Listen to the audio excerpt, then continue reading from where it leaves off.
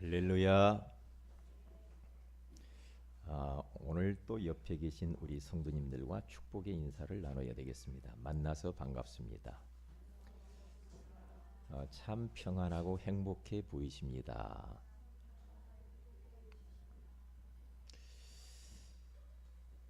우리 모두는 구원받은 하나님의 자녀로 참 행복, 참 기쁨을 이미 회복한 줄로 믿습니다.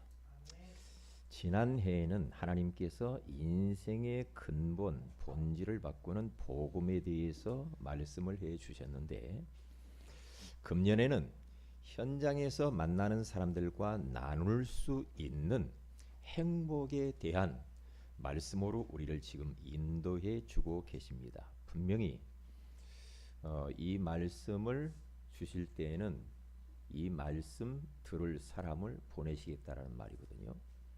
그리고 내 주변에 이 말씀 들을 사람이 필요하다는 하나의 반증입니다. 그래서 하나님이 우리의 근본을 바꾸신 것처럼 우리를 행복한 성도들로 지금 재창조해 가고 계시거든요.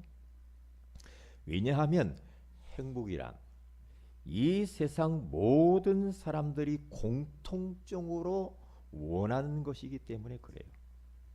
그래서 우리를 먼저 부르셔서 행복한 성도로 우리를 만들어 가시면서 행복을 찾는 사람들에게 답을 주도록 우리를 먼저 행복한 자로 부르신 줄로 믿습니다. 그래서 사람들은 행복을 환경에서 눈에 보이는 것에서 찾지만 성경 속에서 가르쳐 주는 참 행복이란 삶 속에서 하나님이 함께 하시며 함께 하심을 느끼며 사는 것이다 라고 그렇게 말을 하고 있는 겁니다. 거기다 밑줄을 딱 그으세요. 참 행복이란 뭐냐? 삶 속에서 하나님이 나와 함께 하심을 사실적으로 느끼면서 사는 것이 행복이다. 그렇습니다. 참 행복이란 예수 그리스도를 믿음으로 구원을 받아 삶 속에서 임마누엘의 축복을 누리는 성도들만이 누릴 수 있는 특권 중에 특권이라는 거죠. 마치 어린 아이가 부모님 품속을 흡족하게 누리는 것처럼 하나님의 백성들이 하나님의 사랑의 품속에서 그 품 안에 안겨서 그 하나님을 풍성하게 흡족하게 누리는 것이 바로 그게 바로 행복이 아닌가 그렇게 생각을 해봅니다. 요셉도 그랬고 다윗도 그랬고 믿음의 사람들이 다 그랬더라고요. 일반적으로 세상에서 말하는 행복은 자기가 원하는 욕구가 충족되어질 때에 행복하다. 흡족하다. 좋다. 자기가 원하는 것을 가질 때, 자기가 원하는 것을 이룰 때 그것이 행복하다고 그래요. 그런데 이것은 참 행복은 아닌 것 같아요. 왜냐? 그런데 그러한 것들이 이루어지지 않고 주어지지 않으면 반대로 행복하지 못하잖아요. 어제 올림픽 쇼트트랙에서 금메달을 땄더라고요. 보니까 누가 땄죠? 땄더라고요. 네? 이름을 아는 사람은 봤을 것이고 금메달을 땄잖아요. 땄는데 딴 사람 보니까 막 좋아가지고 막 이러더라고요. 행복하겠지, 기쁘겠지. 얼마나 좋았겠습니까? 그런데 잠깐요. 올림픽 끝나고 나면 푹 사그라져. 그런데 행복한 사람이 금메달을 따면은 그 금메달이 참으로 행복한 금메달이 되는 거예요. 그런데 행복하지 못한 사람이 금메달 따가지고 잠깐 행복하는 것은 그것은 하나의 찰나적인 행복이죠. 그렇지 않아요. 그러니까 참 행복을 소유한 사람이 돈이 있어야 돈이 행복이 돼. 참 행복한 사람이 지식이 있고 권력이 있어야 참으로 행복한 거죠. 그리고 지식, 명예, 권력, 눈에 보이는 것들도 다 행복이 되는 겁니다. 그런데 행복하지 못한 사람이 그런 걸로 떼워가지고 행복하려다 보니까 어떤 날 있으면 잠깐 좋았다가 없으면 또 불행하고 이렇게 되는 거거든요. 어제 저는 행복한 사람들을 만났거든요. 우리 목회자 자녀들, 그들을 불러서 제가 예술리 가가지고 식사를 했어요. 애들을 쭉 불러놓고 이제 미션을 미리 주어서 불렀는데, 올 한 해 동안에 너희들이 붙든 말씀이 무언가, 그리고 어떻게 기도 제목을 잡았는가, 그거 적어가지고 예술리로 모여라 그랬어요. 그랬더니 애들이 먹는 걸 좋아하나 봐요. 11명이 왔더라고요. 와서 이제 개별적으로 다 만나가지고 대화를 하는데, 이 아이들이 너무 많이 변한 거 있죠. 너무 많이 변했어요. 그래서 제가 막 울컥울컥 하는 그런 막 마음에 그런 감동이 막 밀려와가지고요. 어떤 자매, 그 대학교 이제 들어간 것 같아요. 대학교 들어간 자매가, 목사님, 나는 너무 행복하고 막 너무 기뻐가지고 어쩔 줄을 모르겠대. 좋을 줄인가 생각했는데, 그런데 너무너무 복음 받은 게 고맙고 감사하고, 자기가 대학 안에서 만남을 갖고 기도 모임을 갖고 대학 안에서 대학 복마를 위해서 사는 거, 그리고 자기 교회에서 크지 않지만 매일 모여서 청년들이 기도한대. 그러면서 그 시간이 너무 좋다는 거예요. 너무 행복하다는 이야기를 하더라고요. 아이고, 옛날에 보니까 되게 말씀만 피드만 말이 컸네. 그래서 행복했구나, 행복하구나. 그리고 또 한 자매는 이제 대학을 졸업하고 대학원을 준비하는 자매가 있더라고요. 그 자매가 내가 이제 물어봤어요. 그랬더니 속에 있는 이야기를 아빠한테 이야기 못하는 것을 다 이야기하거든. PK만 가지고 있는 고민이 있거든. 자기는 왜 우리 아빠는 제자를 하나도 못 세웠냐 이 말이에요. 왜 아빠는 그렇게 수년 동안을 교회를 했는데 왜 그렇게 번듯한 교회 건물이나 그런 중직자나 아빠를 도울 사람이 없냐 이 말이에요. 항상 마음에 그런 마음을 가지고 있었다는 거죠. 그래서 그런데 하나님이 나를 지금까지 다듬어 오면서 자기가 바뀐 이야기를 하더라고요. 그런데 목사님, 나는 이제 깨달았습니다. 그러더라고요. 뭘? 아빠가 그럴 수밖에 없는데 아빠 탓하지 말고 내가 아빠의 오른팔이 돼야 되겠다. 내가 교회 안에 중직자가 되어서 아빠를 돕고 내가 교회를 내가 살리면 되지. 그러면서 완전히 생각을 딱 바뀌었다고 하면서 눈물을 글썽글썽 하는 거예요. 저도 마음이 굉장히 좀 그렇더라고요. 그런데 참 다행이다. 계속해서 아빠에 대한 불신앙 가지고 있었으면 큰일 날 뻔했는데, 그래 말이야, 그럴 수 있겠다. 그래서 우리 이 목회자 자녀들이 참 말 못할 고민들이 많거든. 왜냐? 목회자 자녀이기 때문에 성도들한테 손가락질 받고 속에 있는 이야기도 못하고, 좀 마음껏 좀 늘어지고 싶은데 그렇게 하도 못하고, 성도들 눈치 봐야 되고 그러다 막 도망가고 싶고 옆에 교회 나간다고 하고. 저희 집 사람도 나도 우리 교회 안 나고 다른 교회 나오고 싶다고 지난번에도. 아이 참.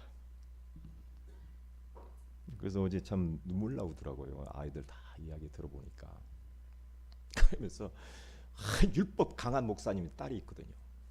목사님이 얼마나 율법이 강한지 강단에서 칼 나가고 총 나가고 그래서 성도들을 완전히 막 베버려. 근데 그 밑에서 이제 아이가 거기서 이제 자라올라오니까 얼마나 힘들겠습니까? 힘드는데 걔가 이제 전도사 사모가 됐더라고. 전도사 사모가 됐는데 목사님 나한테 이야기를 털어놓는 거. 자기는 기성세대에 있는 그 부모들의 영적 문제가 우리 후대들에게 내려가지 않기를 위해서 나는 그것을 막는, 응? 그래서 바른 것을 우리 렘넌트들에게 나는 심어야 되겠다. 부모의 그 영적 문제가, 응? 맞는 것인 양만 아이들한테 주입을 시켜가지고 애들도 이상하게 만들어본다. 이게 자기 아버지 두고 하는 얘기예요. 아버지가 얼마나 막 강하게 막, 응? 그렇구나. 그래. 내 자신은 내 영적 문제가 우리의 렘넌트들에게 흘러가지 않을까. 그런 생각. 잘못 각인시키면 큰일 나잖아요. 큰일 난단 말이죠. 그런데 그런 것을 보면서 얘들이 참 행복한 사람들이구나.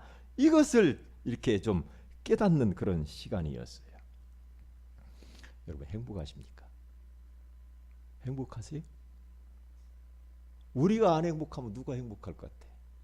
내가 지금 원하는 것이 이루어지지 않는다 할지라도, 내 기도 응답이 조금은 더딘다 할지라도, 그렇죠? 내가 갖고 싶은 것을 지금 못 갖는다 할지라도 그것과 상관없이 우리는 행복하고 기뻐해야 되는 거 아닙니까? 그게 참 행복이죠. 그런데 이 세상은 거짓되고 위장된 행복들이 얼마나 많은지 몰라. 저는요, 지금까지 살아오면서 불신자들 중에 이게 나는 너무 행복하다, 그런 사람 내가 못 만난 것 같아. 그런 사람 못 만난 것 같아. 그리고 이게 참 행복한 길이고 축복된 인생이라고 누가 가르쳐 준 적도 없는 것 같아. 우리 부모님을 바라보니까 행복하지 않았거든요. 안 행복했어.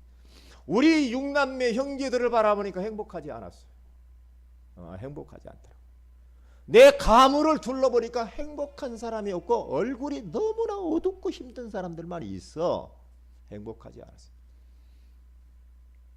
나를 가르친 선생들, 주변의 어른들을 만나보니까 행복하지 않았다니까요. 행복하지 않았어요. 저는 예수 믿고 참 행복한 사람이 되었어요. 예수 믿고. 우리가 이따 이야기하겠지만 제 삶이 어떻게 변화되었냐면은 지금 이 땅 위에서 삶과 죽음 이후의 삶이 이렇게 쭉 연결되는 것을 느껴져요. 이 땅에서 죽고 끝나고 막 어디 또 그게 아니고 이 땅 위에서 삶과 천국 내세의 영원한 세계하고 지금 연결이 되어 있다. 이게 죽음이 죽는 것이 아니거든요. 예수 안에 죽는 것은, 예수 믿고 죽는 것은 참으로 복된 죽음이요. 아멘.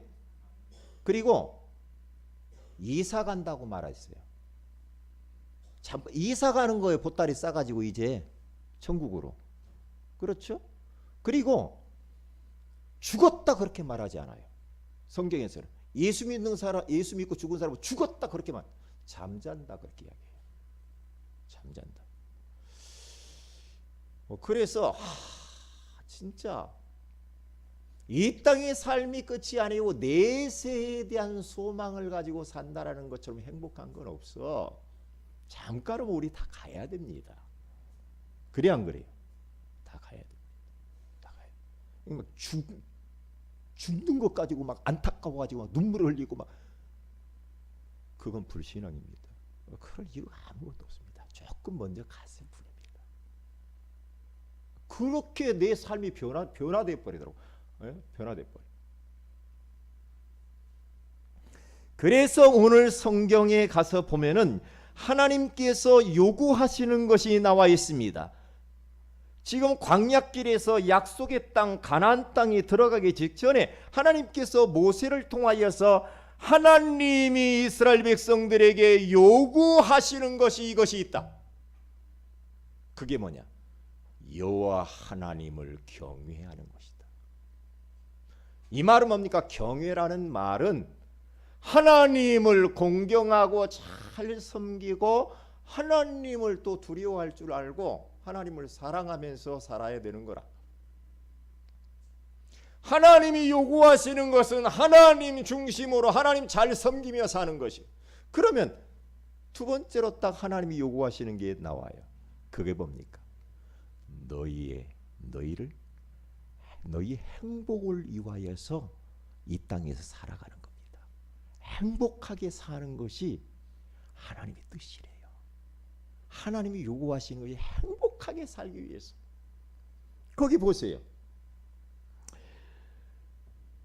13절에 가서 보니까 12절에 이스라엘아 내 하나님 여호와께서 내게 요구하시는 것이 무엇이냐? 곧 내 하나님 여호와를 경외하여 그의 모든 도를 행하고 그를 사랑하며 마음을 다하고 뜻을 다하여 내 하나님 여호와를 섬기고. 그랬죠? 그 다음에 13절 같이 읽어봅니다. 시작. 내가 오늘 네 행복을 위하여 내게 명하는 여호와의 명령과 규례를 지킬 것이 아니냐. 하나님 말씀 따라가라는 거예요. 말씀대로 살으라는 겁니다. 그러니까 하나님이 요구하시는 것이 뭐냐? 여호와 하나님만 섬기는 것이요.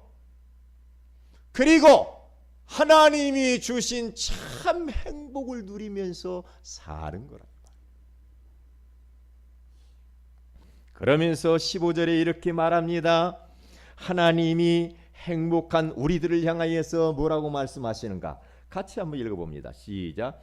여호와께서 오직 내 조상들을 기뻐하시고 그들을 사랑하사 그들의 후손인 너희를 만민 중에서 택하셨음이 오늘과 같으니라. 하나님께서 요구하시고 하나님의 뜻하신 바가 뭐냐? 하나님이 우리를 기뻐하셨다라는 겁니다. 사랑하는 우리 성도들, 하나님이 여러분의 모습을 보고 하나님이 기뻐하시는 줄로 믿습니다. 여러분의 모습이 어떠하든지 그건 상관없습니다. 하나님은 조건이 없습니다. 그냥 여러분과 저를 보고 하나님이 너무 기쁘시대.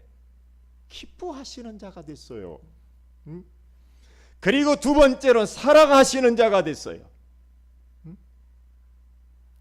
그리고 세 번째는 하나님이 나를 택하신 자가 됐다 이 말이에요. 그러니 얼마나 우리가 복받은 인생입니까? 참 감사한 일 아니에요. 자, 그러면 이 말씀을 딱 붙잡고요. 한번 쭉 보십시다. 첫째로, 왜 구원받지 못한 사람은 참 행복이 없는가? 행복이 없을 수밖에 없어요. 첫째로, 구원받지 못한 사람들은 하나님을 떠나 마귀의 종노릇하기 때문입니다. 그러니까 행복할 수가 없죠. 하나님과 함께 살아야 될 인생들이 하나님을 떠났기 때문에 눈에 보이는 것을 다 가진들 행복할 수가 없는 겁니다.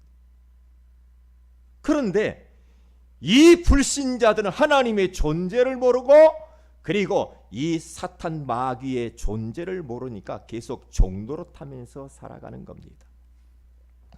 창조주 하나님과 죽음 이후의 세계에 대하여 전혀 관심이 없지요. 그러면서 세상 풍속을 따라서 살면서 운명과 사주팔자에 매여 삽니다. 이기적이고 물질적이며 세상 성공만을 위하여서 생명을 겁니다. 이게 하나님 의식 없이 사는 사람. 참, 그러니까 불쌍한 사람이에요. 내세를 모르니까 얼마나 참 죽음이 두렵겠어요. 여러분, 불신자는요 어쩔 수 없습니다. 지옥 가기 전에 지옥의 배경 속에 있는 것이고요. 자기는 지옥을 못 느낄지 몰라. 자기의 몸은 못 느낄지 몰라요. 그런데 그 불신자의 영혼은 알고 있습니다. 지옥 갈 걸 알고 있어요. 그러니까 얼마나 두렵겠어요. 두렵겠어요. 어떤 사람은 전도하다 하나님 보여봐요 나보고 그러더라고요. 하나님 보면 죽어 당신. 하나님은 눈에 안 보이니까 하나님은 눈에 안 보이니까 지금 이 자리에도 하나님이 역사하시고 시공간을 초월하여서 무소 부재 아니 계신 곳이 없는 겁니다. 어느 교회에 다니던 청년이 목사님 나 하나님이 안 보여요. 하나님 나는 도무지 안 믿어져요. 그래가지고 목사님한테 물었다고. 하나님이 안 믿어져요. 그러니까 목사님이 난감하지 않아요? 갑자기 이 청년이 하나님 믿는 줄 알았는데 안 믿는다고 하니까 얼마나 당황스럽겠어요. 그렇죠? 만약에 우리 김규태 안수집사님 목사님한테 나한테 와가지고 목사님 나 하나님 안 믿어지네요. 그러면 제가 어떻게 했어요? 아래토리가 덜덜 떨리겠죠. 응? 그런데 옆에 있던 장로님이 딱 하시는 말씀이 청년의 말을 듣고 목사님도 어떻게 할 수가 없으니까 청년 저 앞에 있는 나무가 보이나? 나무가 보이나? 앞에 있는 나무가 보이지요. 보이지.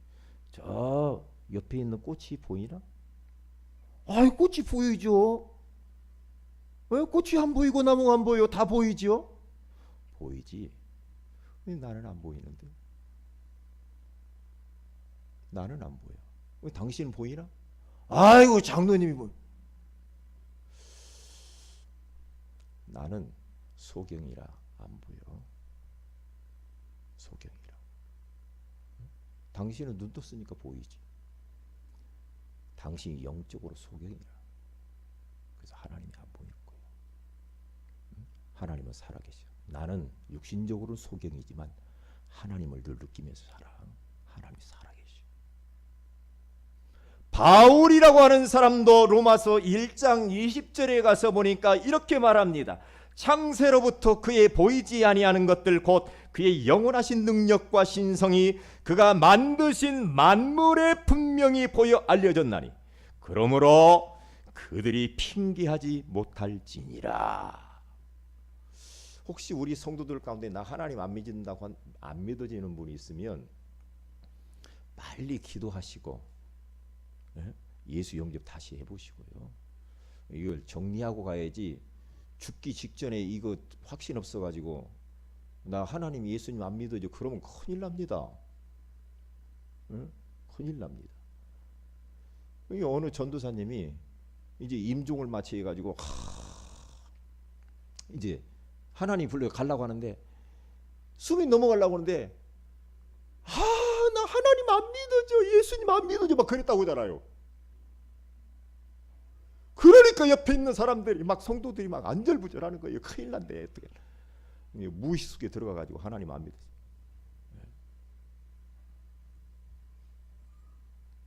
그러면 큰일 나죠. 큰일 나죠. 구원받지 못한 사람들은 정신과 마음과 육신의 질병으로 고통을 당합니다. 불면증과 악몽으로 시달리며 환상이 모이나 환청이 들리기도 합니다. 마음이 불안하고 허전하며 우울하고 때때로는 죽고 싶은 충동이 자꾸만 일어납니다. 충동이 일어나요. 죽고 싶은 생각들이. 육신도 불치병과 난치병으로 시달리며 고생을 하게 되어지는 겁니다. 그리고 세 번째로 불행한 인생을 살다가 죽으면 지옥에 가고 자녀들은 영적 유산이 그대로 자손들에게 전달이 되어집니다. 아무리 많은 재물과 권력을 가져도 만족이 없고 평안이 없는 겁니다. 모든 사람은 죽는 날이 정해져 있고 죽음 후에는 반드시 심판이 있다라고 히브리서 9장 27절의 말씀에 기록하고 있는 겁니다. 영원한 불못인 지옥에 들어가고 그것이 자녀들에게도 그대로 영적 유산으로 내려가 버립니다.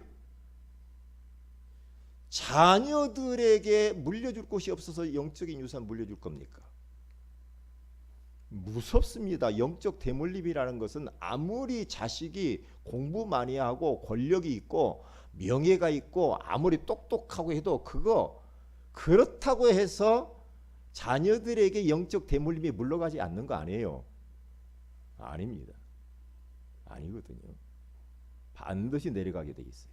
왜냐? 성경의 약속이라. 성경에. 지옥은 반드시 있습니다. 옛날 어릴 때, 저 어릴 때, 10대 때, 뭐 놀 것이 있어야죠. 놀 게 없잖아요. 그러니까 놀 게 없으니까요. 맨날 휴지 접어가지고 딱지 팍 치고 넘어뜨리는 거. 그것밖에. 그러니까 막 이 얼마나 좋았어요. 막 그러면서 뭐 땅바닥에다 오징어 그려놓고 막 하고요. 그리고 또 뭐 했냐면요. 뭐 자치기 땅에 탁 때리는 거 하고요. 탱자나무 그 해가지고요. 이 새총 만들어 팍 쏘고요. 스케이트 막 타고요. 막 그랬어요. 논두렁에서. 노는 게 그것밖에 없었어. 그런데 또 뭐가 있었냐면은 이 땅 위에다가 큰 네모나게 이게 그거예요. 땅 따먹기 알아요? 땅 따먹기. 땅을 따먹는 거예요. 누가 땅 많이 차지하는가? 지금도 부동산 땅 따먹기 많이 하잖아요. 땅 따먹기 한다고. 우리 유병란 우리 집사님 혹시 땅 따먹기 아시나요? 몰라요? 예? 이렇게 튕겨가지고 땅 따먹는 거. 예. 이렇게 탁 튕겨가지고 이만큼 가면은 이렇게 그어가지고 또 따가고 이렇게 해서 더 많이 또 이렇게 하고 서로 땅을 따먹는 거예요. 이렇게 점령해 가는 거예요. 그것을 얼마나 했는지 참 추운지도 몰랐어. 손등이 다 갈라져 버려. 그 손등이 얼마나 갈라졌냐? 쩍쩍 갈라졌는데도 거기다가 막 피가 나는데도 그러고 돌아다녔다니까요. 참 미쳤지. 그런데 그 땅 따먹기를 탁 하다가 이제 해가 져요. 얼마나 재밌는지 몰라. 해가 기우기우져. 그러면 반드시 우리 어머님이 저를 부릅니다. 병철아. 대답을 안 하면 또 불러요. 병철아. 불러요. 불러가지고 대답하냐? 예. 그럼 야 이 썩을 놈아. 빨리 와 이놈이 새끼야. 빨리 와 밥 먹어. 밥 처먹고 막 그러지. 네. 그러면 어떻게 해요? 밥 먹으라고 하니까 이제 뭐 같이 땅 따먹게 하다가 이제 어떻게 해요? 다 흩어버리고 그냥 각자 집으로 가버려. 땅이 누구요? 누구요? 그렇게 신나게 땅 따먹기 오면서 막 싸우기도 해. 인생이 그거야. 인생이 지금 땅 따먹기 하고 있다니까. 조금 더 가지려고 싸우고 속이고 거짓말하고 그렇게 한다니까 지금. 응?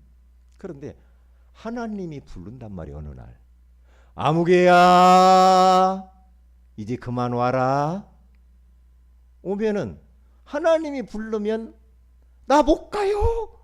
조금 더 놀다 갈게요. 그러면 하나님이 야 이놈 자식아 하나님 부를 거 아니요. 정신 차려 이놈 자식아 너 이제 그만 와. 하나님 부른단 말이에요. 그러면 어떻게 해요? 아무것도 못 가지고 가. 그렇게 좋은 골프채, 스마트폰, 진혁이 스마트폰도 못 갖고 가. 주원이 어디 갔어? 주원이 스마트폰도 못 갖고 가. 에? 아무리 좋은 내 차 아무것도 못 갖고 가. 다 놓고 가야 돼. 다 놓고 가야 돼. 그래서 여러분 하나님이 부르기 전에 있는 거 복음을 위해서 다 쓰고 가시기를 주님의 이름으로 축복을 드립니다. 그렇게 가셔야 돼. 응? 그러니까 어쩔 수 없어. 어쩔 수 없어. 부르면 야 너 하나님 자녀니까 천국으로. 이게 각자 집으로 가는 거예요. 하나님의 자녀가 아닌 사람은 지옥의 집으로. 각자 딱 따라서 따로따로 가는 거예요. 땅 따먹게 해가지고 부르는데 병철 내지 우리 집에 같이 가봅니까? 아니 각자 다른 집으로. 똑같습니다. 인생이. 잊어버리면 안 됩니다. 자, 그러면 보세요. 두 번째로 구원받은 성도만 누리는 참 행복이란 도대체 어떤 것입니까? 다른 것이 아니에요. 하나님을 만나 하나님이 주시는 평안과 기쁨을 누리며 사는 것입니다.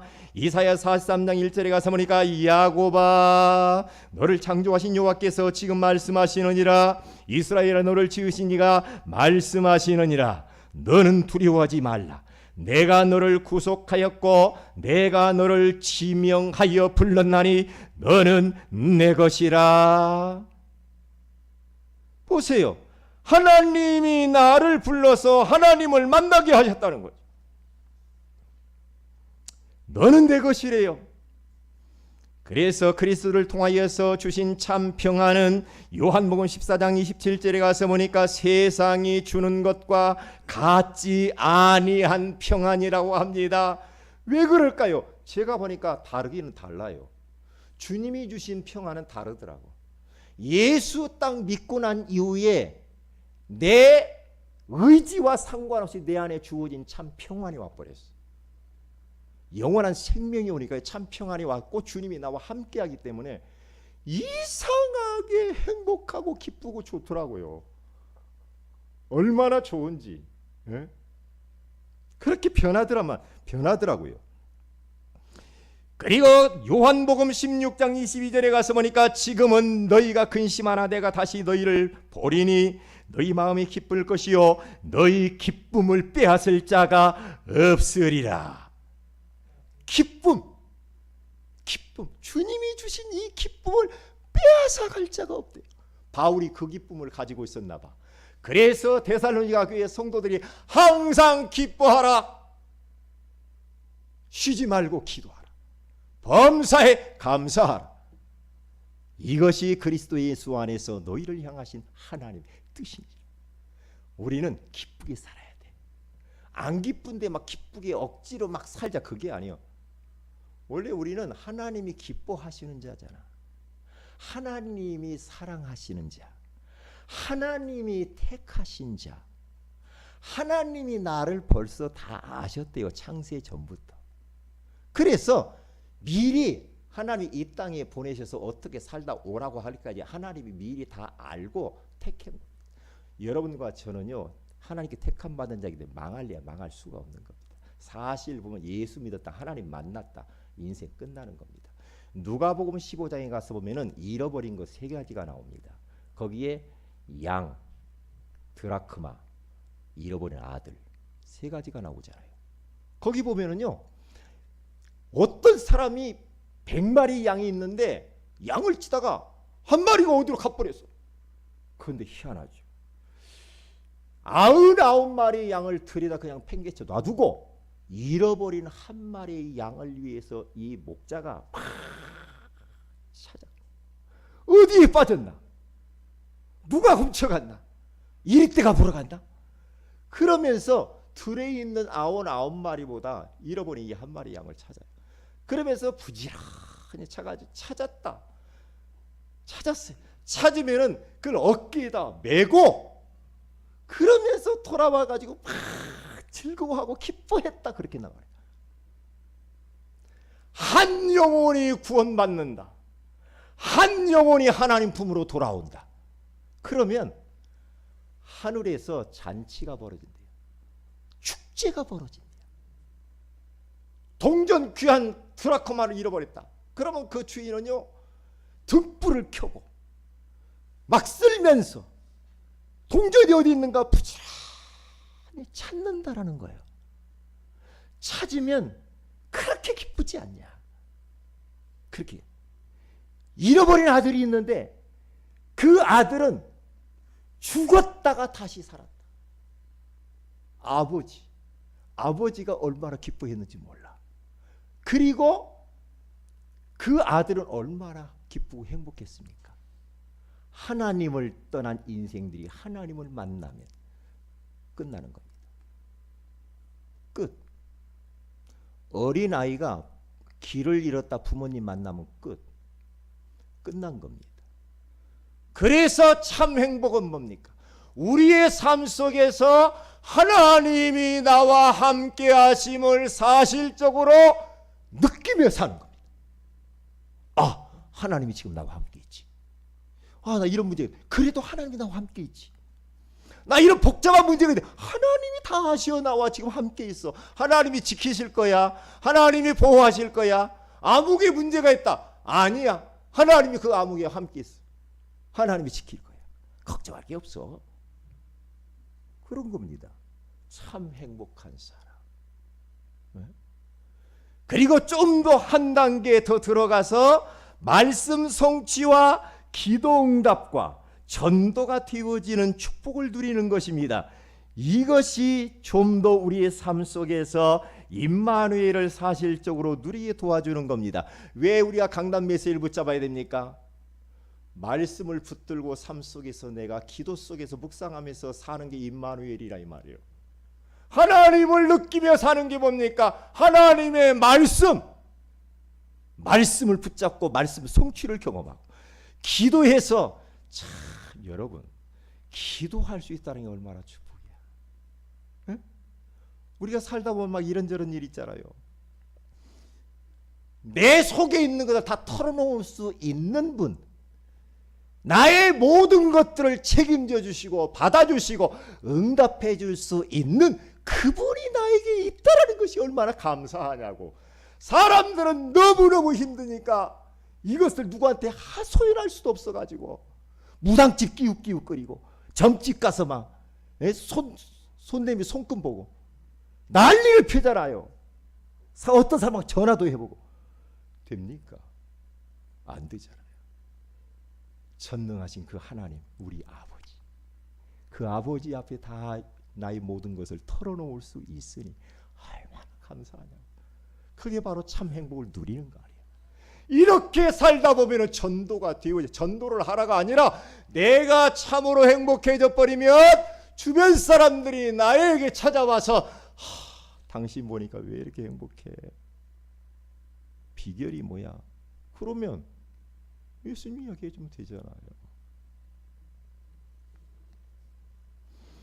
그리고 자신의 천명과 소명과 사명을 알고 누리며 사는 겁니다. 이것은 더 한 단계 들어가는 겁니다. 참 행복 속으로 한 단계 더 들어가는 게 뭡니까? 천명입니다. 천명을 발견한 사람, 소명을 발견한 사람, 사명을 발견한 사람. 네? 천명, 하늘의 명령이에요. 천명은 뭡니까? 요한복음 19장 30절에 가서 보니까 십자가에 죽으시면서 우리 주님이 천명을 선포했어요. 다 이루었다. 인생의 모든 문제를 다 끝냈다.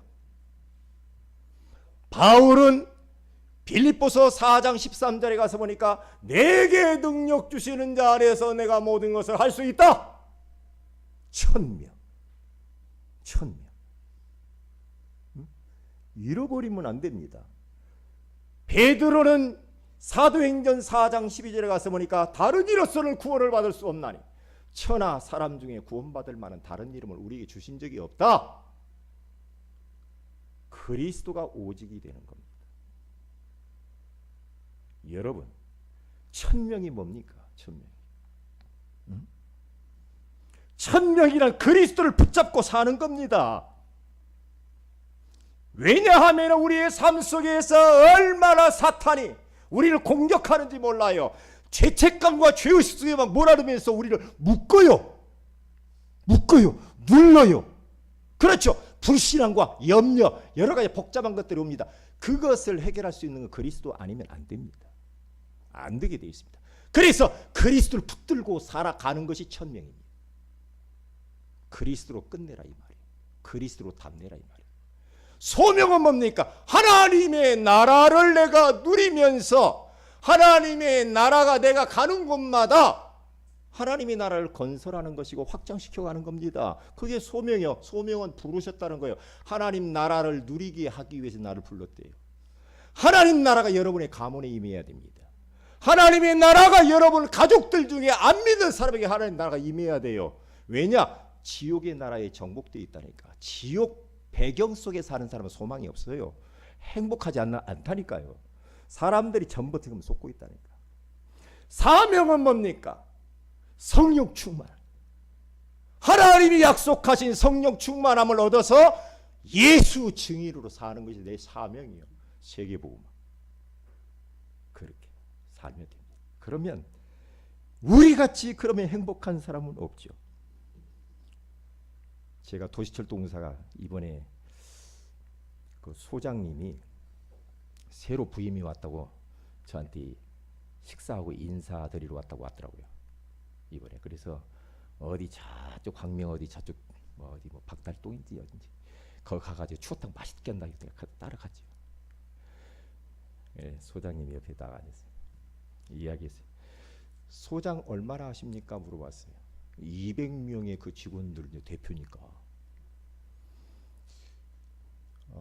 한 1년, 2년이면 나는 이제 나이가 돼서 이제 뭐 그때 퇴직해야 된다고 그러더라고. 그러면 하나님이 소장으로 당신을 이곳에 세울 때는 이유가 있다. 이 도시철도공사 복음화 위해서 당신 헌신해라. 전도하도록 도와라. 그리고 선교에 든든히 세워라. 예수 믿는 사람이 이 자리에 안 오는데 그 사람 다 오라고 해라. 소장의 그 권한으로. 전에 소장은 그렇게 했는데 당신도 그렇게 해라. 그 미션을 줬어요. 당신의 1000명 소명 사명이 그거야. 내가 이야기했어요. 예, 알았습니다. 그러더라고. 그거 없으면 소장이 아니라 대장도 소용없어요. 세 번째입니다. 성도만 누릴 수 있는 참 행복을 체험하려면 인생의 근본 문제인 자기중심, 물질중심, 성공 중심에서 벗어나야 합니다. 그리고 그리스도 한 분으로 충분하고 만족하고 모든 것이 되어야 합니다. 자신이 구원받은 하나님의 자녀라는 확신이 있어야 하는 겁니다. 이렇게 되어지면 참 행복의 깊은 단계로 우리가 들어가게 될 줄로 믿습니다. 다 같이 기도하십시다. 말씀 붙들고 기도하십시다. 성도만 누릴 수 있는 참 행복을 우리에게 주신 것을 감사합니다. 불신자들은 왜 참 행복이 없느냐? 구원받지 못한 사람들은 하나님을 떠나서 마귀 종노릇 하고 정신과 마음과 육신의 질병으로 고통당하고 불행한 인생을 살다가 죽으면 지옥 가고 영적 유산을 자녀에게 물려준다라고 알게 하신 것을 감사합니다. 이제 구원받은 성도만 누리는 참 행복이란 하나님을 만나 하나님 주신 평안과 기쁨을 누리며 사는 것이고 말씀 성취와 기도응답과 전도가 되어지는 축복을 누리는 것이고 자신의 천명과 소명과 사명을 알고 누리는 것이라고 말씀해 주시니 감사합니다. 이 어마어마한 축복을 우리는 깊게 누리면서 전도자의 삶을 살게 하옵소서. 다 같이 한번 기도하십시다.